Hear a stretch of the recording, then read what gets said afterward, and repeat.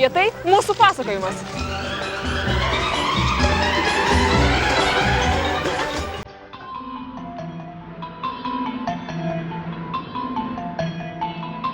Iš Vilniaus visas Lietuvos pusės veda net 9 keliai. Kelionėje šį kartą pasirinkome antrąjį, šiaurės rytų kryptimi. Dabar esame greta Nemenčinės. Šiandieną keliausime ir pamatysime, kas slepia garsieji jos miškai.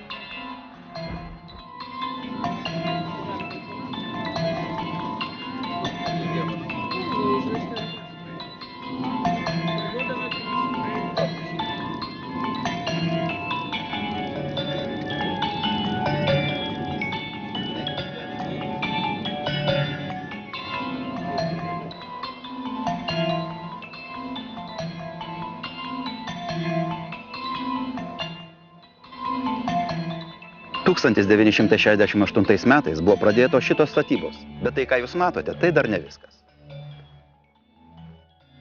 Nemenčinės Respublikinė vaikų ligoninė, esanti Tuščiavėlės kaime greta Gelos ežero, pradėta eksploatuoti tik 1985 metais. Tai buvo tik maskuojantis, kaip priedanga statinys. Tikroji jo paskirtis buvo po žeme. Kaip rašoma ano meto dokumentuose, tai buvo Lietuvos komunistų partijos centro komiteto pagrindinė slėptuvė, o Brėžiniuose tai Lietuvos civilinės gynybos štabo įrenginių kompleksas branduolinio karo atveju. Jis buvo įrengtas po vaikų ligoninę. Vaikai karo atveju turėjo būti evakuojami į Lavoriškes. Na, o dabar leidžiamės į požemius.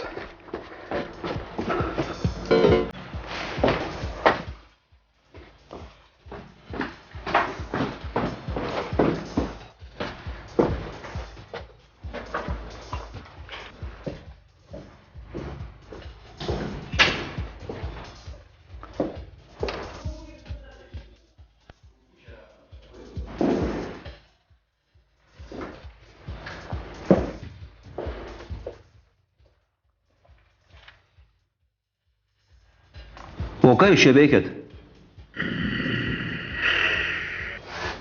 Чё? Иди сюда. Кто вы такие? Что вы делаете? Иди сюда. Скорее.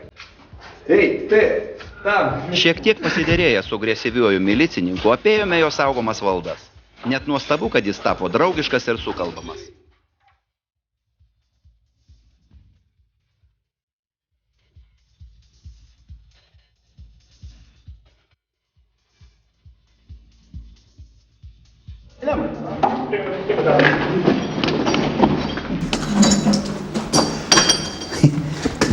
Ну вот. Kas čia? Čia yra...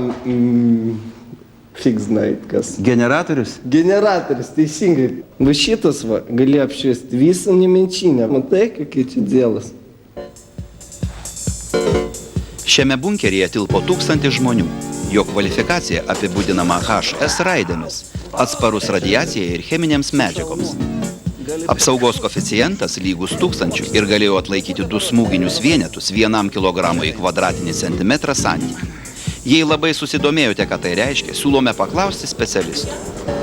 Pasakojama, kad apmokymų metu čia 2 paras praleido pats Lietuvos komunistų partijos pirmasis sekretorius Petras Griškevičius.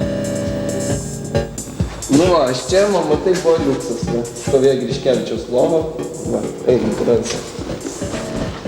Dabar, aišku, čia nieko nebėra. Aha. Čia buvo absoliučiai visos gyvenimui reikalingos sąlygos. Tai hermetiškos su ventiliacija patalpos, turinčios autonominę vandens, elektros bei šildymo tiekimo sistemą.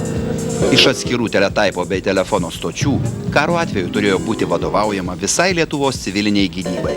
Maisto sandėliai buvo prikrauti ilgai negendančių maisto produktų, kuriuos keisdavo atitinkamos tarnybos. Visą šitą kompleksą prižiūrėjo žinybinė organizacija miglotai įdomiu pavadinimu – Komunalinių įmonių kombinatas prie ministrų tarybos reikalų valdybos.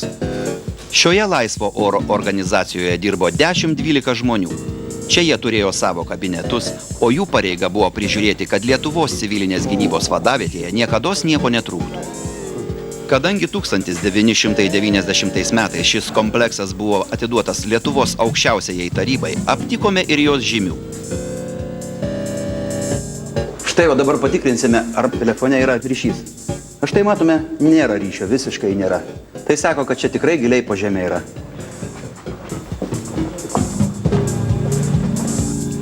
Šiandieną ligoninė bankrutavusi, o slėptuvė priklauso turto fondui ir laukia savo pirkėjų. Galbūt čia, Plokščių militaristinės ekspozicijos Žemaitijoje pavyzdžių, galėtumėme įrengti panašų turistų lankytiną objektą. Būtų labai gaila, jeigu šis sovietinis fortifikacijos statinys apleistas sunyktų.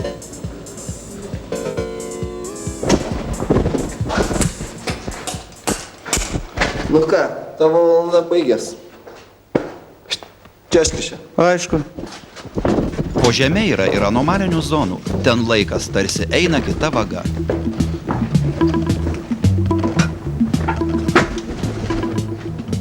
Sakė valanda, keistuolis, o prabėgo tik 15 minučių.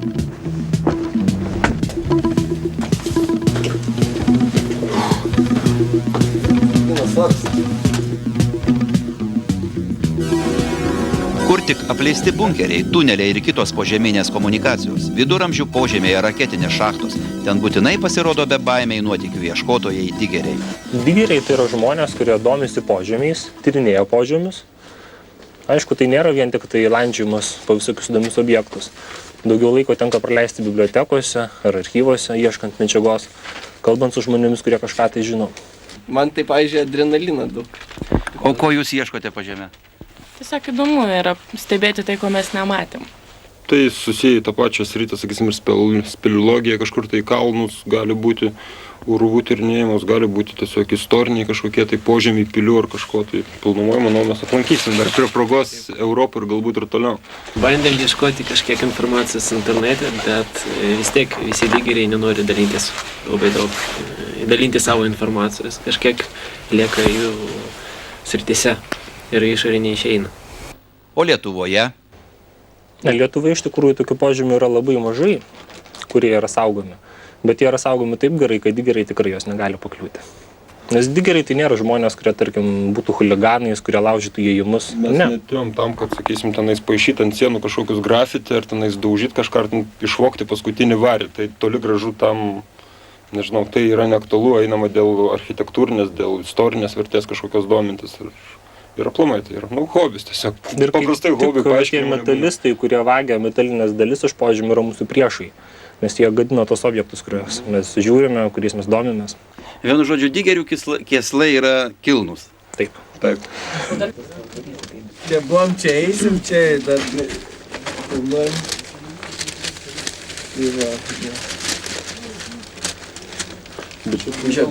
Čia ta vieta, kur dar turi jungtis, nes čia kur tai buvo... Kalbama, kad iš Gėlos yra požeminis išėjimas į Raudondvarį. O čia mes aptikome dar ne vieną lankytiną objektą. Ar žinote, kiek raudondvarių yra Lietuvoje? Net 5, o 2 greta Vilniaus. Didikų Parčevskių giminė Lietuvos didžiojoje kunigaikštystėje žinoma nuo 16 amžiaus. Didelė šiai šeimai priklausančios valdos buvo Baltarusijos ir Lietuvos teritorijoje. 18–19 amžiaus sandoroje ši vieta priklausė Ignacui ir Salomėjai Parčevskiams. 1801 metais čia gimė jų sūnus Konstantinas Parčevskis, Vilniaus universiteto auklėtinis smuikininkas 1831 metų sukilėlis. Sesuo Rožė Parčevska buvo tapytoja, jos paveikslų yra Nemenčinės, Dukštų bažnyčiose ir netgi Peterburgo Ermitaže. Dvaras nekartą buvo perstatomas, po gaisrų taip pat keitėsi jo išorė. 1870 metais keliaudamas Nerimi grafas Konstantinas Tiškevičius knygoje Vilija ir jos krantai rašė: tai dvaras įsikūręs nuostabioje vietoje, o jo valdose yra visoje Lietuvoje garsus alaus bravoras, iškilęs virš Didžiosios olos. Tai buvo antra pagal apimtį po Šiaulių gubernijos alaus darykla Lietuvoje. Dar ilgai sovietmečiu iki atgimimo Vilniaus Tauro alaus darykloje buvo gaminamas salyklas bei maisto pramonė reikalingi fermentai. Parčevskiams priklausančiame dvare greta Neries buvo pastatyta plytinė. Minima, kad 19 amžiaus pirmoje pusėje iš čia plaustais plukdytos plytos Nemenčinės bažnyčios bei kitų Vilniaus pastatų statybai.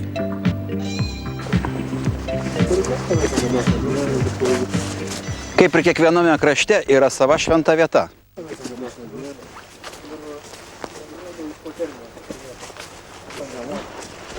Eigulys pasakojo, kad čia lankosi netgi vilkai.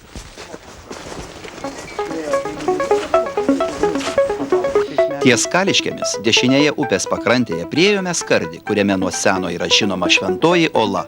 Tai iš smėlio bei žvyro vandens sucementuotas konglomeratas. Ši atodanga yra paskelbta gamtos paminklu.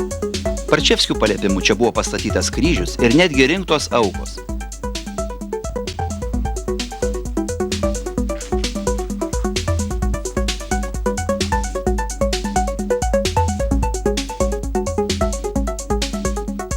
Greta yra šaltinėlis, kurio vanduo manoma gydo akių ligas. Netgi grafas Tiškevičius verkiančios olos fenomeną yra aprašęs savo knygoje.